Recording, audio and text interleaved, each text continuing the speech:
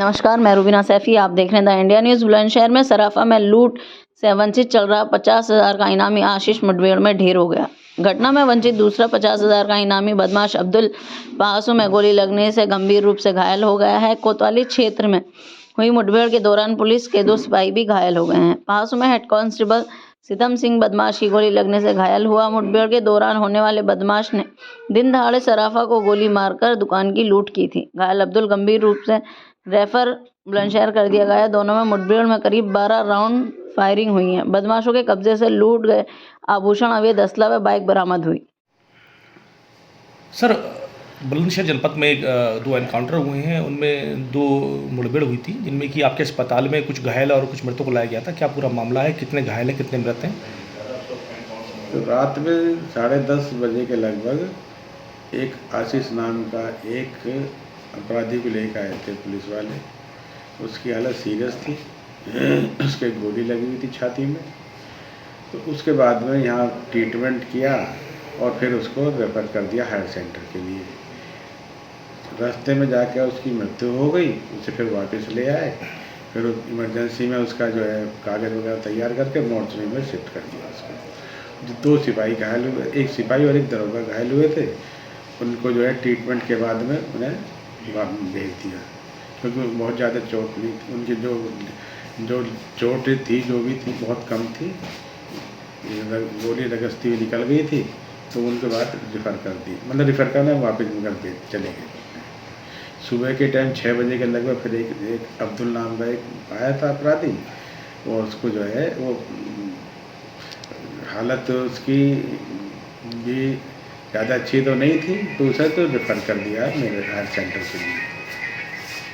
उसके अलावा सर कोई और घायल सिपाही कोई आया होगा? मैं पता करके मैं आपको बताऊँगा।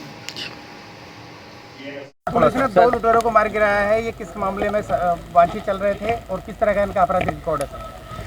कुछ दिन पूर्व थाना कोतवाली नगर में एक घटना हुई थी, जिसमें कि 2 लोगों ने एक ज्वेलरी शॉप में घुसकर फायरिंग करी थी और कुछ सामान लूट कर ले गए थे।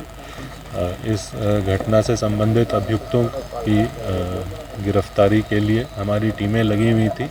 इन दोनों अभियुक्त पर 50-50 हज़ार रुपये का इनाम था और ये दोनों ही शातिर किस्म के अपराधी थे, जिनका पूर्व का भी लंबा चौड़ा आपराधिक इतिहास था। थाना कोतवाली नगर क्षेत्र में कल देर रात्रि एक मुठभेड़ हुई, जिसमें कि आशीष नाम का एक व्यक्ति घायल हुआ था और उसे उपचार के लिए भर्ती कराया गया और उपचार के दौरान बाद में फिर उसकी मृत्यु हो गई।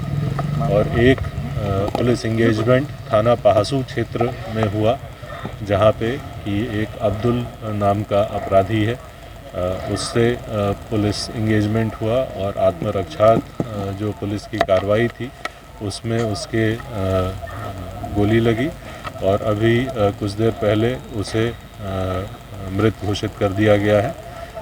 इस संबंध में मुकदमा हम लोग दर्ज करते हुए अग्रिम विधिक कार्रवाई सुनिश्चित कर रहे हैं। सर, इसमें पुलिसकर्मी भी कुछ घायल हुए हैं सर? जो कोतवाली नगर क्षेत्र की घटना है, उसमें एक सब इंस्पेक्टर और एक कांस्टेबल चोटिल हुए हैं। इन लोग भी इलाजरत हैं और हमारे 2 इंस्पेक्टर्स थे जिनके ऊपर भी फायरिंग की गई। उनके जो उन्होंने बीपी जैकेट पहन रखा था उस पर गोली लगी है। और जो पहासू क्षेत्र की घटना है, उसमें भी एक कांस्टेबल के चोट आई है। ये सभी इलाजरत हैं। हम अभी इनको हॉस्पिटल में भर्ती कराया गया है। वर्तमान में इनकी स्थिति ठीक है, बट अंडर ऑब्जर्वेशन।